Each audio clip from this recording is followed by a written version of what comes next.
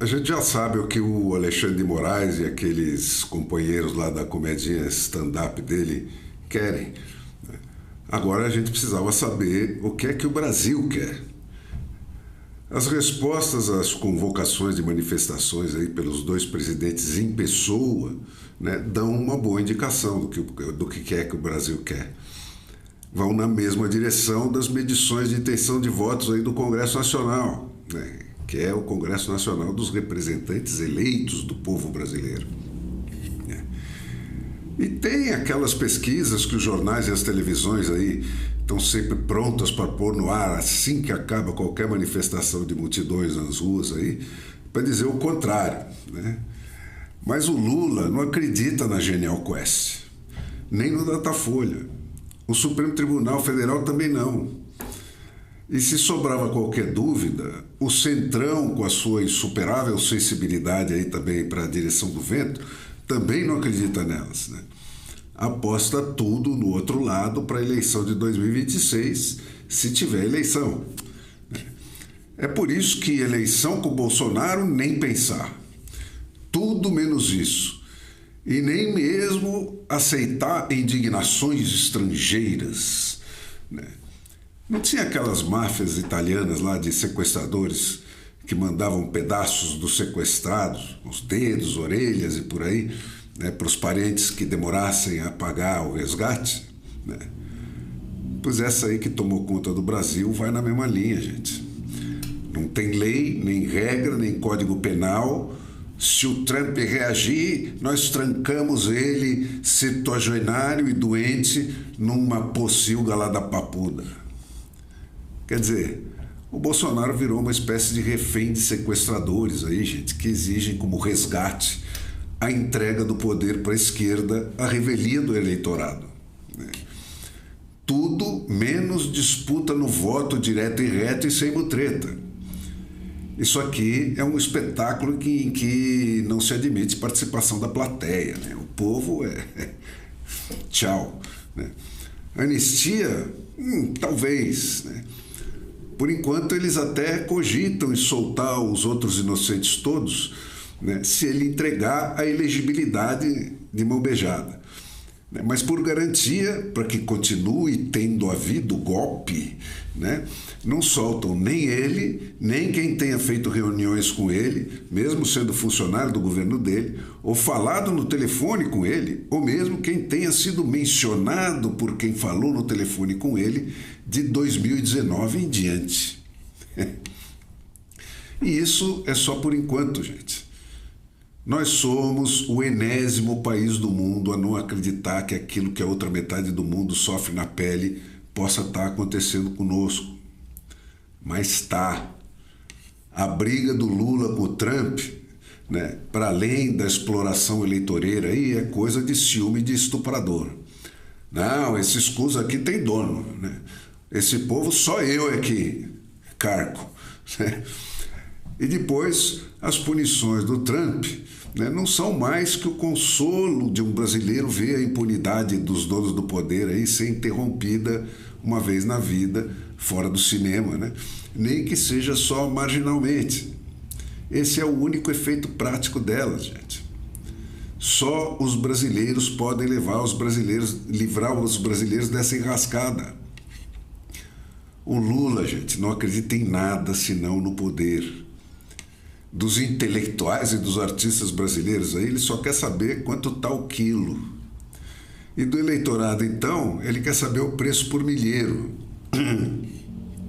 E a ilusão de todos os críticos, né, até os mais severos, é a respeito de até onde esses caras estão dispostos a ir para não pagarem pelos crimes que eles estão cometendo. E o padrão anunciado, gente, e reconfirmado todos os dias é o da China, a maior barra pesada do planeta. O Supremo Tribunal Federal não vai parar por aí. Ele já está ameaçando prender até quem comemora a revolta do Nepal. E isso, cara, é da essência desses processos. O Putin e a ditadura brasileira só vão parar se e quando eles forem detidos. O raciocínio é o seguinte, se deu certo na Ucrânia e o mundo encolheu, Por que não a Polônia e a Romênia, né? E aqui, se bastou bater o pé que todo mundo encolhe, a gente fica dono do Brasil, por que a gente haveria de recuar? O impulso de oprimir, gente, é inerente à espécie humana. E como em todas as demais características humanas, também para o poder e para a opressão vai haver sempre os hipervocacionados. O poder é a droga que mais vicia, e liberdade é um luxo que custa caro e cobra seu preço em sangue. Só se consegue com muita coragem e muita perseverança. A força do apelo diabólico do poder está sempre presente e pressionando, gente. Ocupa cada centímetro de recuo que a fronteira da liberdade der. Gente, olha para trás. O absolutismo monárquico se instalou no mundo quando a melhoria dos caminhos e dos armamentos permitiram que ela se instalasse. Assim que o alcance dos caminhos e das armas se tornou nacional, se instalaram os reizinhos de alcance nacional.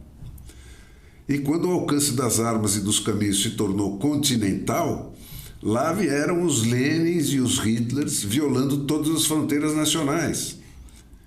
E conter esses caras custou rios de sangue. E até hoje eles não pararam. Os caminhos e os armamentos, gente, nunca foram melhores que os de hoje.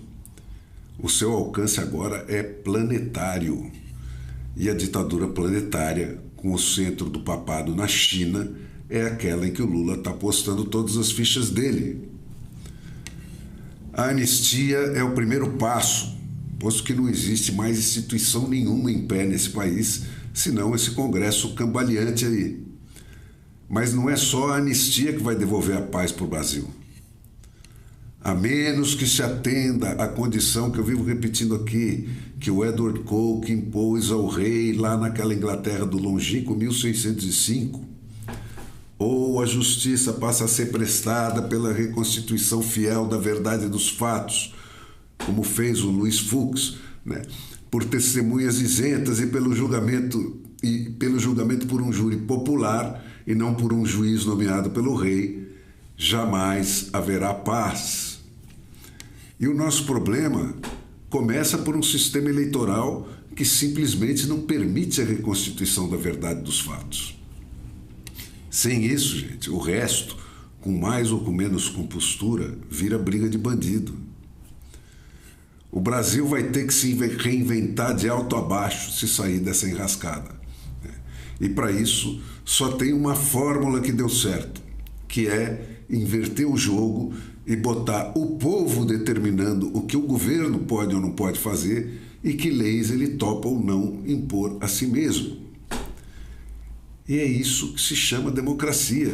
Impor uma anistia, porque assim a maioria eleita quer, é o que vai dar a sentença de vida ou de morte para o Congresso e de possibilidade ou não de reconstrução da democracia brasileira num prazo previsível. É agora ou nunca, gente.